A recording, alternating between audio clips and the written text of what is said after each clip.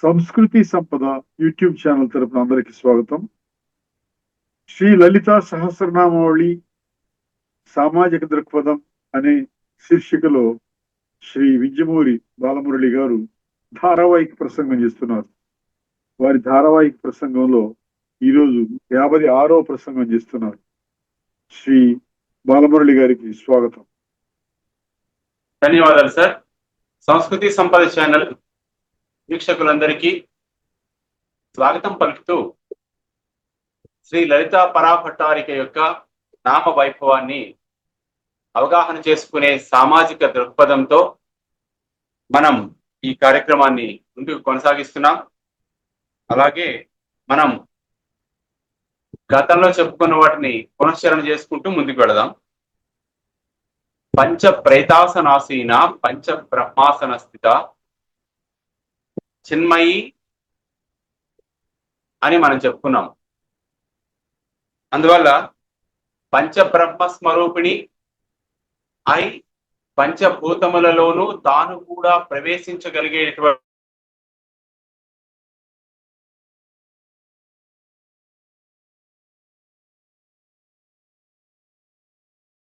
రూపమైనటువంటి తల్లి. ఆవిడే జ్ఞానం యొక్క రూపం, అంటే రూపుదాల్చిన జ్ఞానం అన్నమాట. అలా చెప్పుకోవాలి మనం. అంటే జ్ఞానానికి రూపం అంటూ ఉంటే అది సాక్షాత్తు శ్రీ లలితాదేవి అని మనం చెప్పుకోవాలి. చిన్మయి అంటే చిద్రూపంలో ఉండేటువంటి జ్ఞాన స్వరూపిణి అమ్మవారు అని మనం చెప్పుకున్నాం. అలాగే అమ్మవారి తాలూకా మరొక లక్షణం ఏమిటి అంటే పరమానంద. ఆనందాలన్నింటిలోకి కూడా ఉత్తమమైనటువంటి ఆనందం, పరమమైనటువంటి బ్రహ్మానందం ఏదైతే ఉందో ఆ బ్రహ్మానంద స్వరూపిణి అమ్మవారు అని మనం చెప్పుకోవాలి. ఎందుకంటే ఆనందమే తన రూపముగా కలిగినటువంటి తల్లి. ఎందుకు ఆనందం ఆవిడ స్వరూపము అంటే ఆవిడికి ఎటువంటి చింతలు లేవు. దేనిని ఆమె మనలా పట్టించుకోదు, అలాగని దేనిని వదిలేయదు. ఎంతవరకు ఒక విషయాన్ని మనం గ్రహించాలో అంతవరకు మాత్రమే తీసుకుని ఎక్కడ వదిలిపెట్టాలో అక్కడ విడిచిపెడుతూ ఉంటుంది. కాబట్టి ఇది అమ్మ తాలూకా స్వభావం గనక ఆ శ్రీమాతకి ఎటువంటి మనలాంటి టెన్షన్స్ అనేవి ఆవిడకు ఉండవు, ఆవిడ పెట్టుకోదన్నమాట. అంతే కదండి.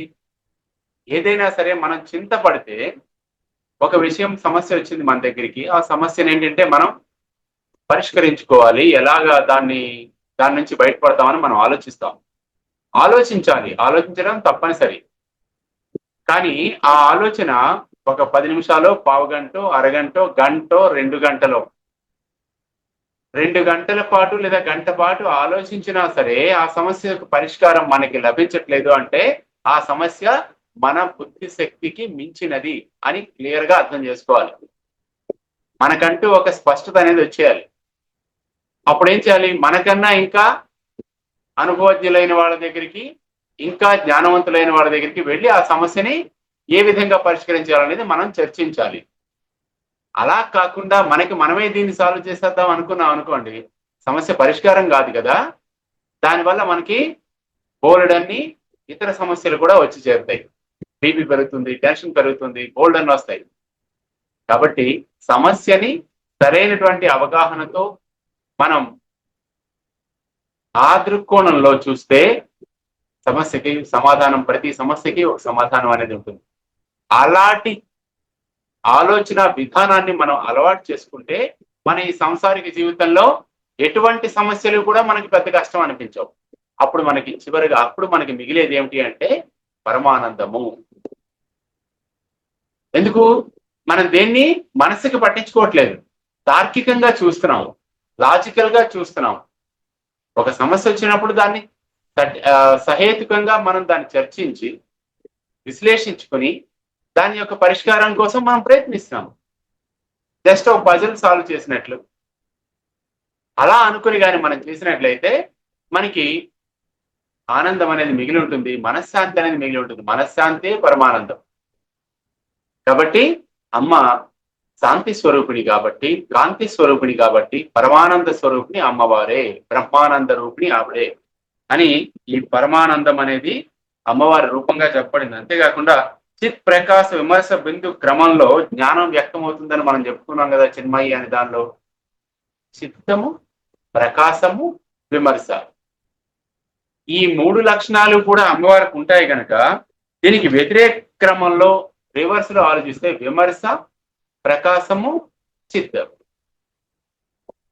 అలా ఆలోచించినప్పుడు అదేమవుతుందంటే ఒకదానిలో ఒకటి లీనమవుతూ ఉంటే, అంటే విమర్శ వచ్చి జ్ఞానములోను, ప్రకాశములోను, ప్రకాశం వచ్చి చిత్ శక్తిలోను లీనమైతే మిగిలినది ఏమిటి అంటే బ్రహ్మ, పరబ్రహ్మం, బ్రహ్మానంద స్వరూపం.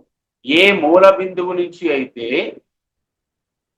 చిద్రూపములోని, జ్ఞాన రూపములోని, ప్రకాశ రూపంలోని, విమర్శ రూపంలోని అమ్మవారు వికసనము చెందుతుందో దాన్ని సంస్కృత పదం జృంభణము అంటారు. అలా ఏ బిందువు నుంచి శక్తి జృంభణము చెంది మనలో ఉన్నటువంటి విశేష లక్షణాలని, మనలో అంతర్నిహితంగా మనకు కూడా తెలియనటువంటి గొప్ప శక్తులని ప్రచోదనం చేసి మానవుడిని మానవాతీత వ్యక్తిగా, మనిషిని మనీషిగా మార్చగలిగేటువంటి శక్తి మనలోనే ఉన్నది అని మనకి ఏ శక్తి అయితే తెలియజేస్తుందో ఆ శక్తియే అమ్మవారి యొక్క శక్తి. అందుకే అమ్మవారిని మూలకూట స్వరూపిణి అంటారు. అది మూలమైనటువంటి ప్రదేశం, ఆరిజిన్. సృష్టికి కారణం అదే. మనలో ఉన్నటువంటి అంతఃశక్తులు బయటికి వచ్చి ప్రకటితం అవడానికి కూడా కారణం అదే. అక్కడ నుంచే మనకి ప్రేరణ, ప్రోత్సాహము, ఉత్సాహము లభిస్తూ ఉంటాయి. మనకి స్మృతి రావాలన్నా, శక్తి రావాలన్నా, ధృతి రావాలన్నా, మేధాశక్తి పెరగాలన్నా సరే ఆ మూల బిందువు నుంచి వచ్చేటువంటి శక్తియే. అదే మన సహస్రారంలో ఉన్నటువంటి కొలువైనటువంటి శ్రీమాత యొక్క విలాసం అన్నమాట. అదే విలాసం అనే చెప్పాలి. అది విలాసిని శక్తి అమ్మవారిది. కాబట్టి ఆ విలాసిని శక్తి ఆనంద స్వరూపంగా మనం గుర్తించాలన్నమాట. అందువల్ల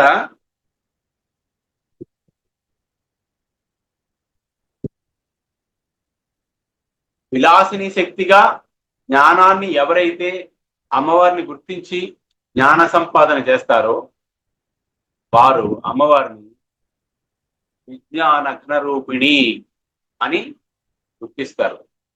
విజ్ఞానమే ఘనరూపం, వ్యక్త రూపం దాలిస్తే అది ఎలా ఉంటుంది అంటే అమ్మవారి రూపంలో ఉంటుంది. జ్ఞానము అన్నాను ఇందాక, ఇప్పుడు విజ్ఞానము అంటున్నాం. జ్ఞానము, విజ్ఞానము, ప్రజ్ఞానము, ఈ పదాలకి నిర్దిష్టమైనటువంటి అర్థాలు ఉన్నాయి. జ్ఞానము అంటే లౌకిక సంబంధమైన జ్ఞానం ఏదైనా సరే మనం తీసుకోవచ్చు. జ్ఞానము అంటే తెలియదగినటువంటిది. జ్ఞానం మనకి తెలియనిది విషయం ఏదున్నా సరే దాని గురించినటువంటి విషయం అంతా జ్ఞానమే అవుతుంది.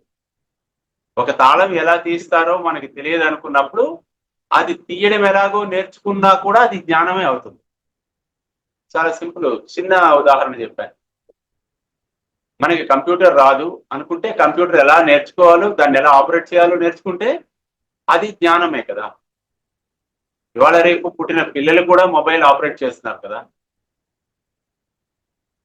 ఇక్కడ విషయం ఏమిటంటే మనకి తెలియని విషయం ఏది ఉన్నా సరే ఆ తెలియని విషయాన్ని మనకి తెలియపరిచేటటువంటి శక్తిని జ్ఞానము అంటారు. విజ్ఞానము అంటే ఏమిటి అంటే స్థిరత్వముగా, స్థిరమైనటువంటి జ్ఞానం. పాఠాలు చదివేసి 99 మార్కులు 100కి సంపాదించుకున్న వ్యక్తి దగ్గర జ్ఞానం ఉంటుంది, విజ్ఞానము కాదు. ఎందుకు? ఆయన ఏ సంపాదించాడు అంటే తాను ఆ జ్ఞానాన్ని మెదడులో పెట్టుకున్నాడు, తన యొక్క మెమరీలో దాచుకున్నాడు అంతే. దాన్ని పూర్తిగా అవగాహన చేసుకున్నాడా? అది ప్రశ్న. సంపూర్ణముగా అవగతమైనటువంటి జ్ఞానము విజ్ఞానము. అంటే మనం ఏ విషయాన్ని అయితే గ్రహించామో ఆ విషయాన్ని కూలంకషంగా మనం అవగాహన చేసుకొని వంట పట్టించుకున్నప్పుడు అది విజ్ఞానము అవుతుంది. దానివల్ల మనకి ఫలితాలు అనేవి మనకి తెలుస్తూ ఉంటాయి. ప్రజ్ఞానము అంటే ఏమిటి? పారలౌకికమైనటువంటి జ్ఞానాన్ని ప్రజ్ఞానము అంటారు. ప్రజ్ఞానం బ్రహ్మ, ఈ లోకానికి కాకుండా సూక్ష్మ లోకానికి సంబంధించినటువంటి జ్ఞానమును ప్రజ్ఞానము అంటారు. కాబట్టి అమ్మ జ్ఞాన స్వరూపిణి, ప్రజ్ఞాన స్వరూపిణి, జ్ఞాన స్వరూపిణి అన్ని ఈ లోకంలో ఉన్నటువంటి జ్ఞానానికి అమ్మయే కారణము. ఈ జ్ఞానాన్ని సరిగా మనం అవగాహన చేసుకొనడానికి కూడా మనకి అనుగ్రహించేది అమ్మయే. అలాగే మనకి కనిపించినటువంటి అవ్యక్త లోకాలకి సంబంధించిన సూక్ష్మ లోకాలకి సంబంధించినటువంటి జ్ఞానాన్ని మనకి అందించేది కూడా ఆ అమ్మ యొక్క అనుగ్రహమే. ఆ శ్రీమాత కరుణా కటాక్ష వీక్షణ లేకపోతే మనం జ్ఞానాన్ని సముపార్జించలేము, జ్ఞానాన్ని అభివృద్ధి పరచుకోలేము. పొందడానికి అర్హతను మనకి మొట్టమొదటి ఇచ్చేది అమ్మ. ఏదైనా సరే పాత్రత అనేది మనకు ఉండాలి. జ్ఞాన సంపాదనలో ముఖ్యంగా మనకు కావలసినటువంటి విషయం ఏమిటంటే పాత్రత. పాత్రత అనే పదానికి ఇంగ్లీష్ లో ఏమంటారు? క్వాలిఫికేషన్. అర్హత ఉండాలి మనకి. ఈ జ్ఞానము ఈ వ్యక్తికి మనం ఇవ్వవచ్చా ఇవ్వకూడదా? లలితా సహస్రనామాలే మనం చెప్పుకుందాం. అగస్త్య మహర్షికి హయగ్రీవుడు ఉపదేశించారు కదా. ఆయన ఉపదేశించినప్పుడు అగస్త్య మహర్షి అడిగిన దానికి ఆయన సమాధానం చెప్పారు. అడగకుండా చెప్పలేదు. చెప్తూ కూడా ఏం చెప్పారు? అది ఎవరికైతే సరి అయినటువంటి నిష్ఠ ఉంటుందో, సరి అయినటువంటి నమ్మకం ఉంటుందో దైవం మీద, అటువంటి వారికి మాత్రమే దీన్ని బోధించు అని కాషన్ ఇచ్చి మరీ చెప్పారు. అడిగిన వారికే చెప్పాలి, అడగని వారికి చెప్పరాదు. అడిగిన వారిలో కూడా అర్హత ఉన్న వాళ్ళకి మాత్రమే దీన్ని ఉపదేశించు అంటూ హయగ్రీవ మహర్షి, హయగ్రీవ ఆగస్య సంవాదే అని మనం లాస్ట్ లో చెప్పుకుంటున్నాం కదా. కాబట్టి హయగ్రీవ మహర్షి అగస్త్యుల వారికి బోధ చేశారన్నమాట. అంటే ఇది ఎందుకు అంటే లలితా సహస్రనామము లలితా రహస్యనామ స్తోత్రం. ఇందులో ఉన్నటువంటి రహస్యం అనేది మనం గ్రహించగలగాలి. ఆ గ్రహించగలిగే అర్హత, ఆ యొక్క స్థాయి మనకు ఉన్నదా? అది ముందు మనం అన్ని ప్రశ్నించుకోవాలి. అలా అంటే ఎలా అండి? మరి భక్తి అందరూ భక్తులే కదా, భక్తుడికి జ్ఞానం తెలుసుకోవాలనేటువంటి జిజ్ఞాస చాలు కదా అంటే జిజ్ఞాస, క్యూరియాసిటీ. ప్రతి పదానికి ఇంగ్లీష్ పదాలు ఎందుకు చెప్తున్నానంటే చాలా మంది తెలుగు పదాలు మర్చిపోతున్నారు. మరి కొన్ని కాలానికి అసలు తెలుగు అంటే ఏమిటో దానికి కూడా డెఫినేషన్ ఇవ్వాల్సి వస్తుందేమో. కర్మ చూద్దాం, అది పక్కన పెడదాం. సామాజిక దృక్పథం అనేది మరీ డెప్త్లోకి వెళితే ప్రమాదం. అంచేత మన యొక్క జ్ఞానానికి అర్హత ఉన్నదా లేదా, అంతకన్నా ఎక్కువ జ్ఞానం పొందటానికి అర్హత ఉన్న వానికి విద్యని దానం చేసినప్పుడు ఆ గ్రహించినటువంటి శిష్యుడే కాకుండా ప్రదానం చేసినటువంటి ఆ జ్ఞానాన్ని ఇచ్చినటువంటి గురువు కూడా తరిస్తారు. కాబట్టి విద్య అనేది భగవత్తారిణి, భగవత్ ప్రసాదిని. ఈ భవము నుంచి మనం రక్షిస్తుంది, ఆ భగవంతుని యొక్క ప్రసాదాన్ని మనకు అందజేస్తుంది. అందువల్ల విజ్ఞాన ఘనరూపిణి అని అమ్మవారిని అంటాం అన్నమాట. మూర్తిపమించిన విజ్ఞానమే అమ్మవారు అని మనం తెలుసుకుంటే దీనికి సరిపోతుంది. అలాగే అమ్మవారి యొక్క విజ్ఞాన స్వరూపం మనకి ఎలా తెలుస్తుందండి? ఏ సాధనలు చేస్తే మనం అమ్మవారిని మనం గ్రహించవచ్చు అంటే జ్ఞాన ధ్యాతృ ధ్యేయ రూప, అది మనం తెలుసుకోవాలి. జ్ఞాన ధ్యాతృ ధ్యేయ రూపం. ఇప్పుడు అమ్మవారి యొక్క రూపం ఎలా ఉంటుందండి అంటే ధ్యానము చేయువాని ధ్యాతృ అంటే ధ్యానము చేయువాడు. ఆయన యొక్క ధ్యేయము అంటే ఆ ధ్యానము యొక్క లక్ష్యము ఈ మూడిటి యొక్క సమన్వయ స్వరూపం అమ్మవారు. మరొకసారి చెప్పుకుందాం. ధ్యాన ధ్యాతృ ధ్యేయ రూప. నేను ధ్యానం చేస్తున్నాను, నేను చేసేది ధ్యానం. ధ్యాతృడు, ధ్యానం చేస్తున్నవాడు ఎవరు అంటే నేను. నా లక్ష్యం ఏమిటి? అది ధ్యేయం. అంటే ఏ లక్ష్యాన్ని ఆధారంగా చేసుకొని ధ్యాతృడు అంటే ధ్యానం చేసేవాడు ధ్యానము చేస్తున్నాడో, ఈ ధ్యానము చేసేవాడు ప్లస్ ధ్యానము చేసే వాని యొక్క లక్ష్యము, ఈ మూడిటి యొక్క సమన్వయ స్వరూపిణి అమ్మవారు. అంటే అమ్మవారు ఏం చేస్తుంది? ధ్యానము చేసే వాణిని తన దృష్టిలోకి తీసుకొని ఏ లక్ష్యంతో ధ్యానం చేస్తున్నాడో దానిని కూడా పరిగణనలోకి తీసుకొని అమ్మవారు ఏం చేస్తుందంటే ఆ ధ్యానానికి తగిన ఫలాన్ని ప్రసాదిస్తుందన్నమాట. మనం ఏ పని ఉచితంగా చేయం కదండి, మానవులం కదా మనం.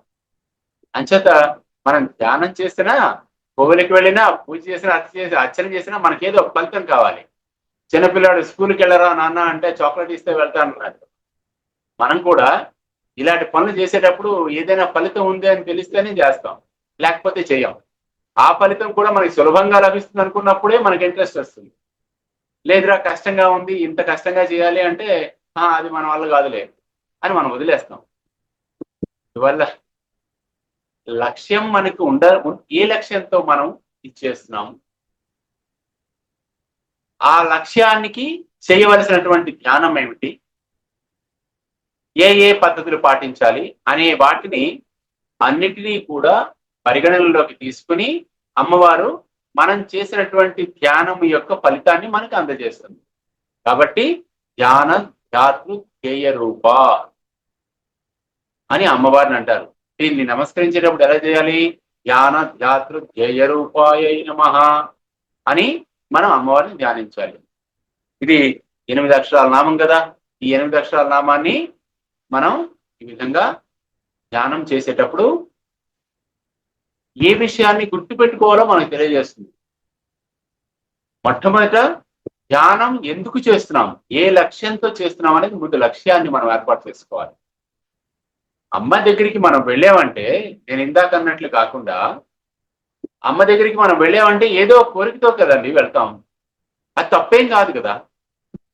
కోరిక లేకుండా ఏది చెయ్యరు కదా, మన మనుషులం కదా అన్నాను నేనే, కరెక్టే. కానీ ఒక్కొక్కసారి స్వార్థం లేకుండా మనం చేయాలి. చేస్తే అది ఇంకా మహత్తర ఫలితాన్ని ఇస్తుంది. ప్రతిసారి ఈ సంసారానికి సంబంధించిన కోరికలే మనం కోరుతూ ఉంటాం. చాలా మంది అలాగే కోరుతారు. కానీ ఇక్కడ అమ్మవారు ఎప్పుడూ ఒకటి కోరుతుంటుంది మన నుంచి. ఆవిడ ఏం కోరుకుంటుంది అంటే, నన్ను చేరాలనే కోరిక కోరుకోనన్నా ఎప్పుడు కోరుకుంటావు?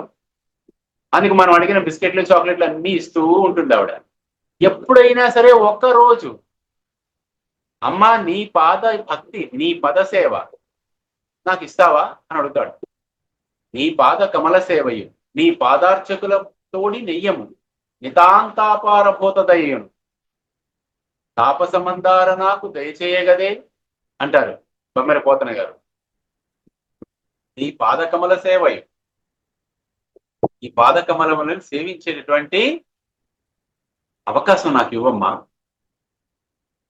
అని అమ్మని ధ్యానిస్తామా? ఏదో ఒక క్షణంలోనైనా సరే ఆ గురి కుదురుతుంది. అమ్మే కావాలి, ఇంకేం అక్కర్లేదని ఎప్పుడు ఈ జన్మలో ఒక్కసారైనా అనుకోమా? ఇన్ని సంవత్సరాలు జీవించినటువంటి ఈ జీవనంలో, మన జీవితంలో, సంపూర్ణ జీవితంలో ఏ ఒక్క క్షణంలో మనం ఆ రకంగా అనుకున్నా సరే అమ్మ మహదానంద పడిపోతుంది అనమాట. ఆవిడకి ఒళ్ళు పులకరించిపోతుంది. అమ్మయ్యా, ఇన్నాళ్ళకి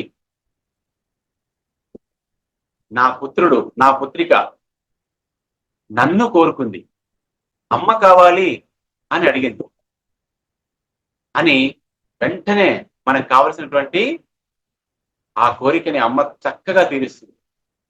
ఆవిడ సంతోషపడితే ఆవిడ ఇబ్బంది ఏముందండి. సర్వం ఆవిడ ఇవ్వగలదు. అడుగుతూ ఉంటేనే అడిగింది మాత్రమే దొరుకుతుంది. అడగకుండా ఉంటే మనకు కావాల్సినవన్నీ అమ్మ చూసుకుంటుంది. కాబట్టి అమ్మలో ఉన్నటువంటి ఆ మాతృత్వానికి మనం కొలత వేయగలమా? మనం చెప్పలేము. ఎందుకంటే అది అపారం, అనంతం. అయితే ఆ కనెక్టివిటీని మనం సాధించాలి. అమ్మతో ఆ రకమైనటువంటి అనుసంధానాన్ని మనం సాధించడానికే ధ్యానం చేయాలి. ధ్యాన ధ్యాతృ ధ్యేయ రూప, ధ్యేయం ఏమై ఉండాలి? అమ్మని చేరుకొనుట. దానికి సాధన ఏమై ఉండాలి? ధ్యానమై ఉండాలి. ఆ ధ్యానము ధ్యేయము రెండు మనకి ఉన్నప్పుడు మనం తరింపబడతాం. మనం ఈ జన్మ తరింపజేయబడుతుంది.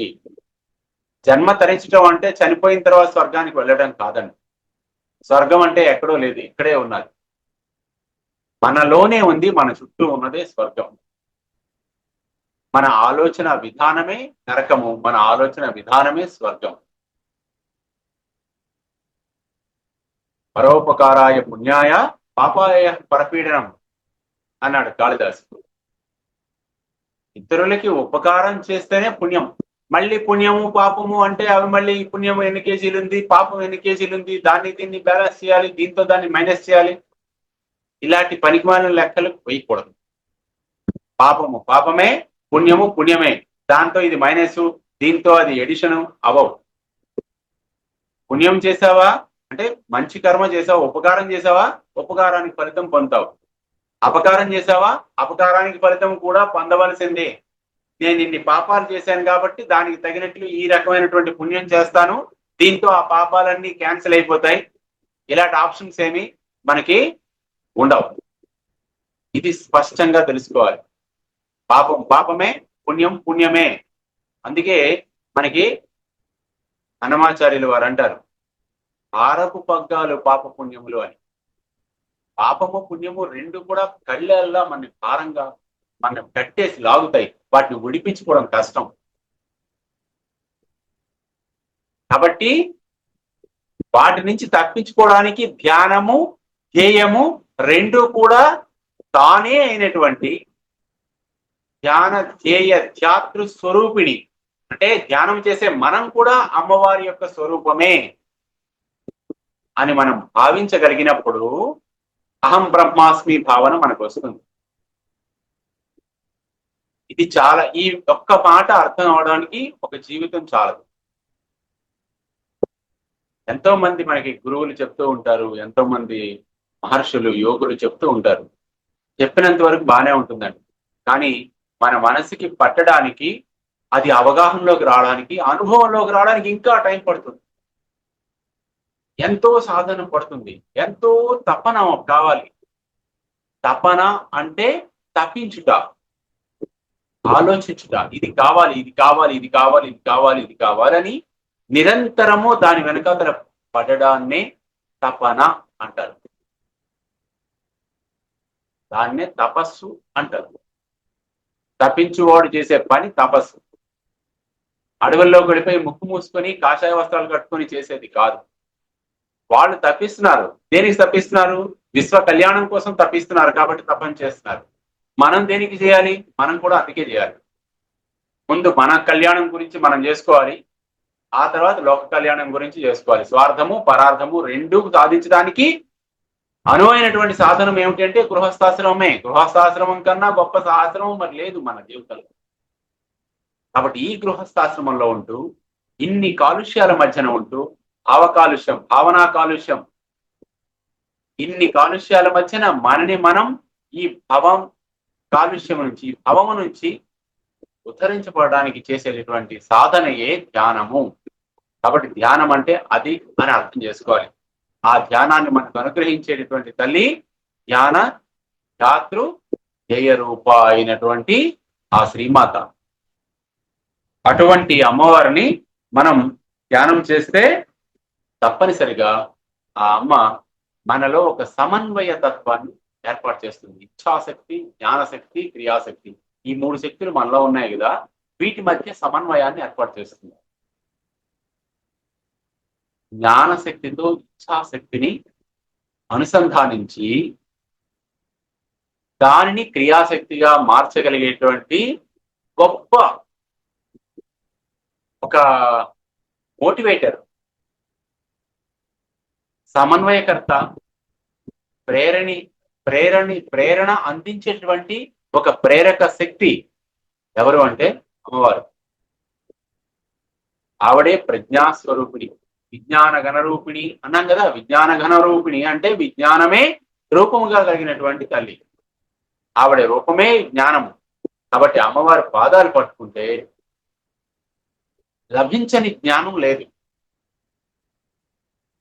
మన ప్రయత్నం మనం చేస్తూ ఉండాలి. పాదాలు ఒకటి పట్టుకొని కూర్చుంటే అవదు, సాధన చేయాలి.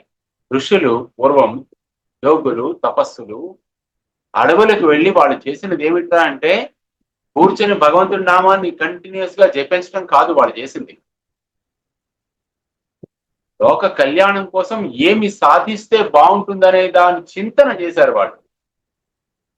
ద్రష్టలు ఋషులే. సృష్టించారు జ్ఞానాన్ని, వాళ్ళే దర్శించారు. వాళ్ళు దర్శించి, వాళ్ళు సృష్టించి మనకి ఇచ్చినటువంటి జ్ఞానమే మనం ఈరోజు చదువుకుంటున్నాం. కాబట్టి అటువంటి పరమోత్కృష్టమైనటువంటి జ్ఞాన స్వరూపాన్ని మనం ధ్యానిస్తే మనకి కూడా అంతటి గొప్ప జ్ఞానం అనేది లభించి ఈ జన్మకి అసలు లక్ష్యం ఏమిటనేది మనకు తెలుస్తుంది. అదన్నమాట.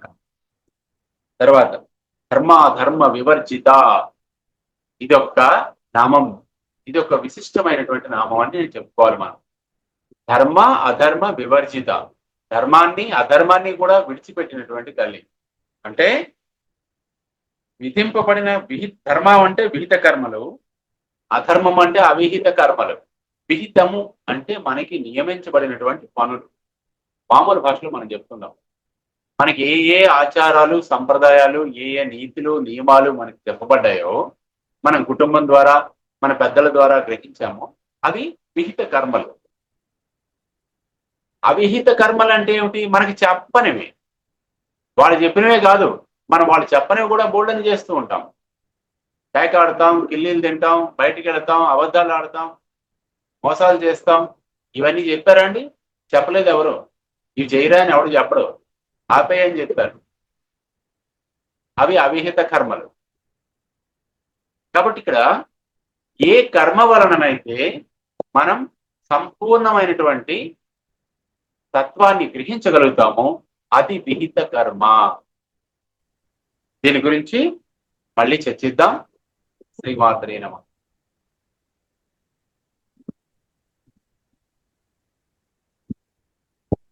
శ్రీ లలితా సహస్రనామావళి